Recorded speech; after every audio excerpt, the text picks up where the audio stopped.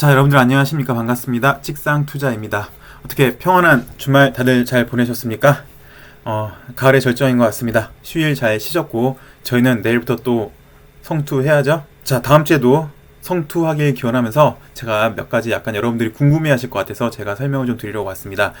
지난주를 좀 되짚어 보면은 HLB가 초반엔 좋았어요. 뭐 상한가, 그 다음 날도 상한가 언저리, 그 다음 날도 약 20% 정도까지 상승을 했다가 그다음에 연속 이틀 이렇게 하락을 좀 했는데요. 하락할 때 보니까 안 좋은 뉴스가 계속 나왔어요.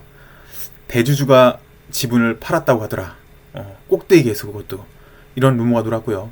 또 하나의 루머는 야, 리보세라닙을 연구하던 연구원들이 이 약 가짜라 그러더라, 이 약 사기라 그러더라 라고 하면서 주가에 악 영향을 미쳤죠. 근데 사실 뭐 결론은 그래요. 결론은 만약에 약이 가짜였으면 요 당시 때도 사실 OS 지표가 살짝 안 좋게 나와서 거의 3번 연속 하한가를 맞았거든요.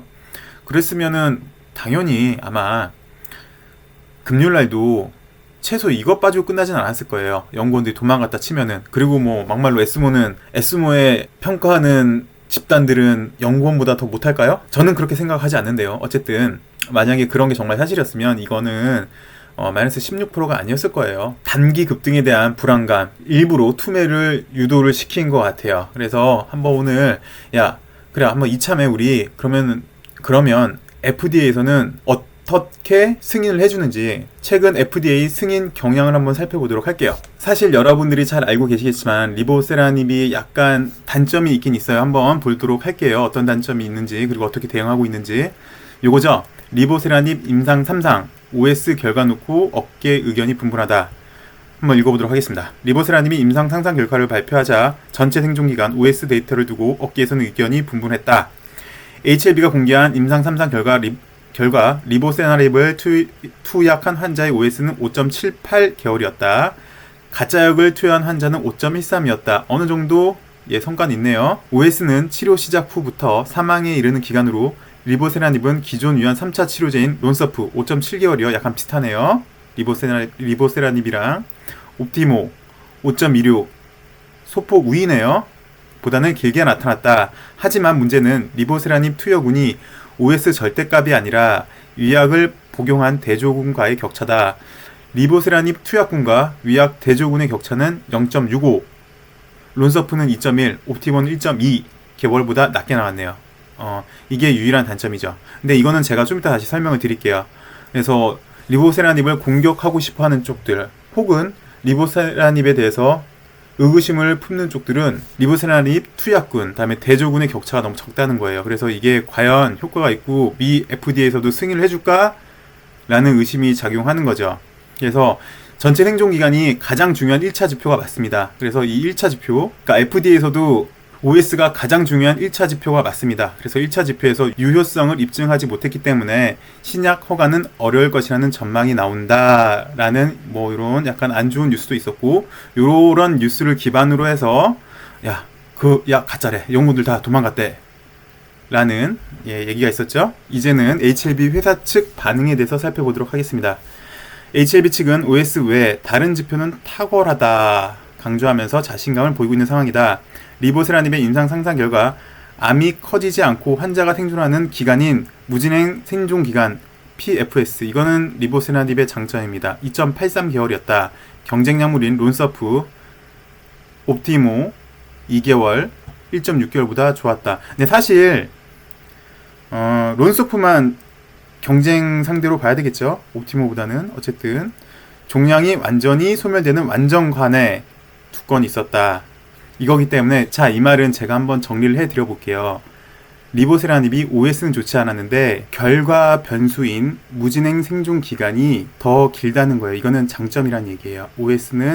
OS도 특별히 단점은 아닌데 요것만 대조군 간의 격차, 요것만 단점이거든요. 그래서 우리는 이게 상당히 강점이 있다. 그래서 FDA의 승인을 확신할 수 있다. 이렇게 들리죠. 그래서 그럼 최근에 과연 미 식약청은 어떻게 신약을 승인을 해주는지 한번 살펴보도록 하겠습니다. 최근 FDA 승인 경향인데요. 이거는 미국 의학협회에서 발표한 논문을 제가 한번 기사화된 걸 제가 한번 갖고 와봤습니다. 최근 12년간 미 FDA 항암제 승인 사례는 대리 결과 변수에 따른 승인 건수가 OS에 따른 승인 건수보다 2배 이상 많은 것으로 분석됐다라고 일단 결론부터 얘기를 했습니다. FDA가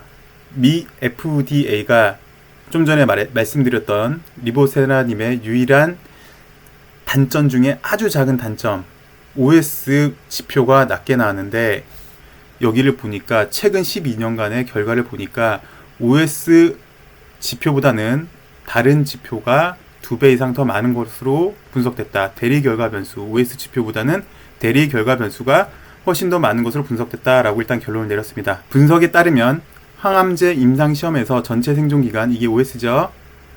OS는 여전히 임상적 유의성을 나타내는 기준이지만 최근 12년 동안 FDA가 허가한 항암 신약 중 전체 생존기간 OS의 결과 변수는, 이거를 중심으로 승인해준 결과 변수는 28%로 분석됐다. OS는 임상시험에서 장기 추적 관찰이 어려움이 있고 임상시험약의 효과가 없거나 임상에 탈락한 경우 험자가 다른 형태의 치료를 시도할 가능성이 높기 때문에 분석에 혼선을 줄 수 있는 단점이 있다.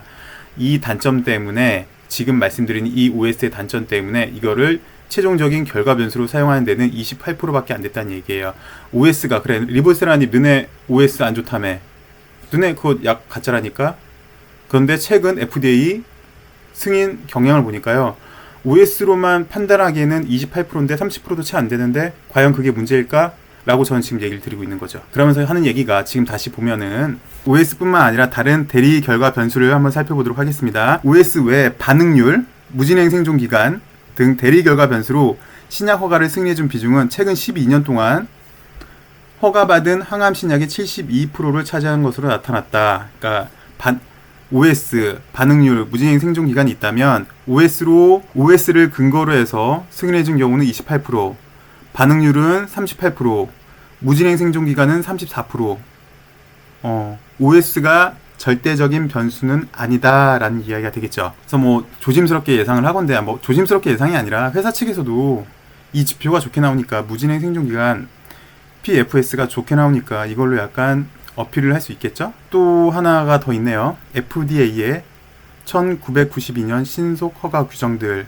이게 뭐냐면, 심각하거나 생명을 위협하는 질환에 대한 치료를 목적으로 또는 기존 치료법에 대한 개선 또는 현존하지 않는 치료법을 제공하는 의약품, 생물의약품 허가 시 결과 변수를 사용할 수 있도록 허용하고 있다. 그래서 리보세라닙도 OS뿐만 아니라 이 결과 변수 사용을 허용하고 있잖아요.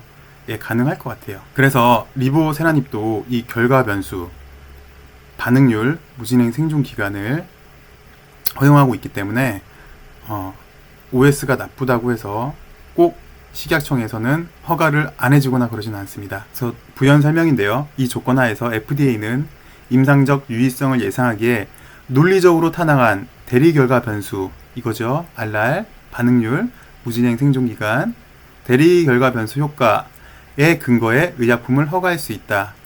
이 말 뜻은 OS가 나빠도, OS가 좋지 않아도 반응률이 좋거나 무진행 생존 기간이 좋으면 의약품을 허가할 수 있다 라고 얘기를 해주고 있네요. 다시 한번 정리해 보자면, 그래, OS가 절대적인 지표는 아니다 라는 걸 아실 수 있을 겁니다. 자, 그래서 밑에 또 설명이 됐어요. 대리 결과 변수에는 좀 전에 계속 말씀드렸던 무진행 생존 기간, 반응률, 객관적 반응률이 있고요. 무진행 생존 기간, 우리 리보세라님의 장점이죠. 이게 뭐냐? 암의 크기가 작아지거나 더 이상 암이 성장하지 않고 유지되는 기간을 말합니다. 쉽게 말해서 삶의 질을 높여주는 지표라고 할 수 있겠죠.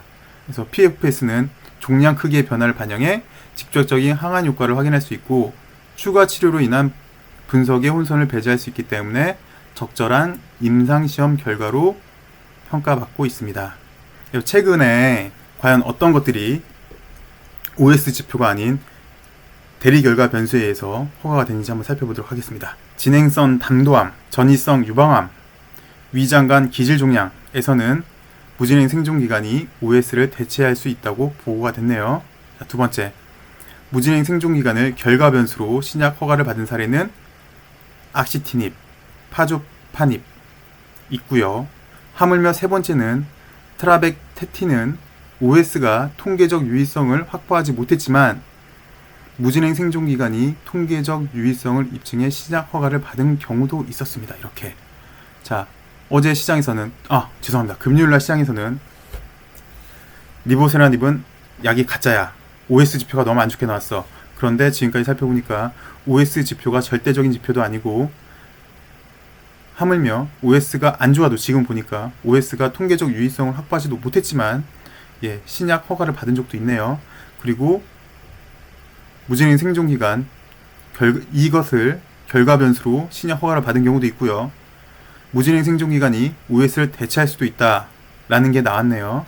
그래도 뭐 결과적으로 보시면 처음에 말씀드렸지만 최근 12년간 보니까 신약 허가 건수를 보니까 OS로 해서 허가받은 경우는 28%, 30%가 안 돼요. 대신 반응률, 무진행 생존기간으로 신약 허가를 해준 경우는 72%죠. 훨씬 더 많죠.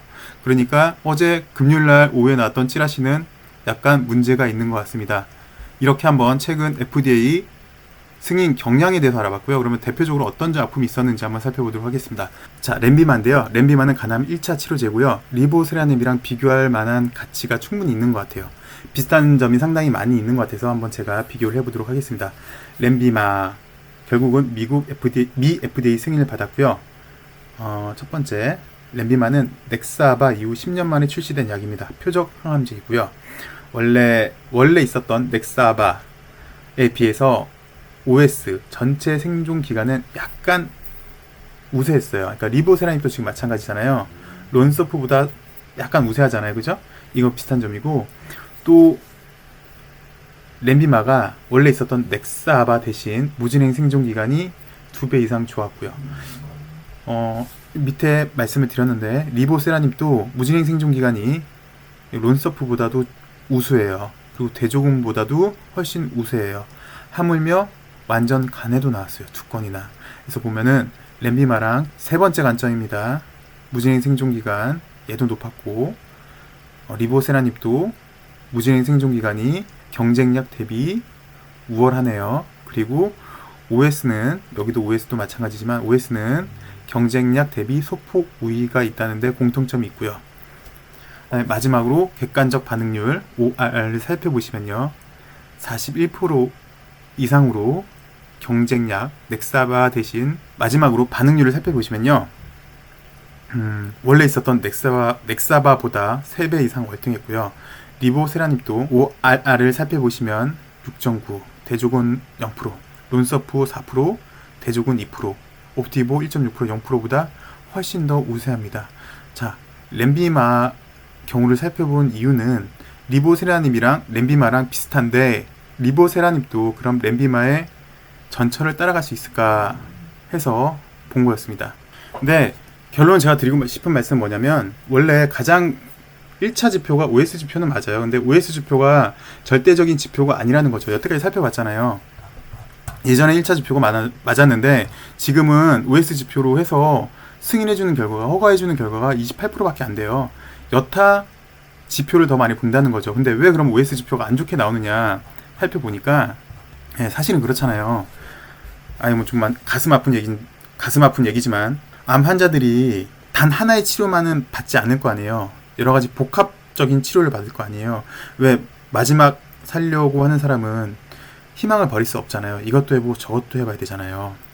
그래서 그런 이유 때문에 OS 개선을 보여주기가 쉽지 않다고 합니다.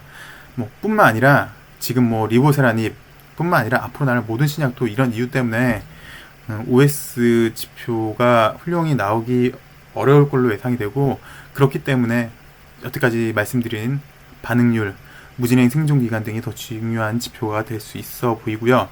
또 진 회장님도 계속 말씀을 드렸잖아요. OS 지표가 안 나왔던 게 제가 좀 전에 설명드린 그런 이유 때문에서 안 좋았고 오히려 반응률, 무진행 생존기간 등이 더 중요한 지표인데 이거는 우리 리보세라닙도 훌륭한 지표이기 때문에 좋은 결과를 예상하지 않을까라고 말씀을 하셨잖아요. 자, 그래서 좀 정리를 하자면 금요일날 리보세라닙은 가짜다, OS 지표가 나쁘다라고 했잖아요. 자, 근데 정리가 됐네요. OS 지표가 미 FDA에서 허가해주는 절대적인 지표가 아니라 최근에는 오히려 더 다른 반응률, 무진행 생존기간, 대리결과 변수로 신약 허가를 승인해 주는 경우가 OS보다 2배 이상 높습니다.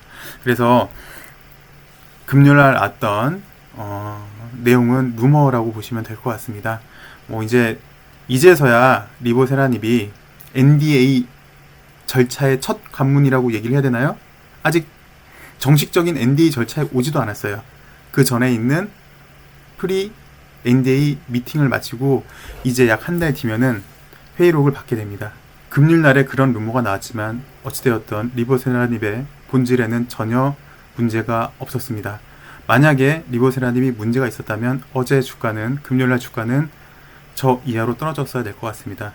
리보세라닙은 많은 환우들에게 새로운 생명을 줄 수 있는 약이고, 리보세라닙은 대한민국 블록버스터급 항암 치료제입니다. 리보세라닙은 앞으로 할 일이 많이 있습니다. 어찌됐건 여러분들 금요일날에 좀 수고 많으셨고요. 월요일부터 다시 힘내시고, 자, 루머는 악성이었더라. 미 식약청은 OS로만 평가하지 않다고 하더라 라는 거 유념하시고 좋은 밤 되시고 내일 또 찾아뵙도록 하겠습니다. 감사합니다. 구독과 좋아요 꼭 부탁드립니다.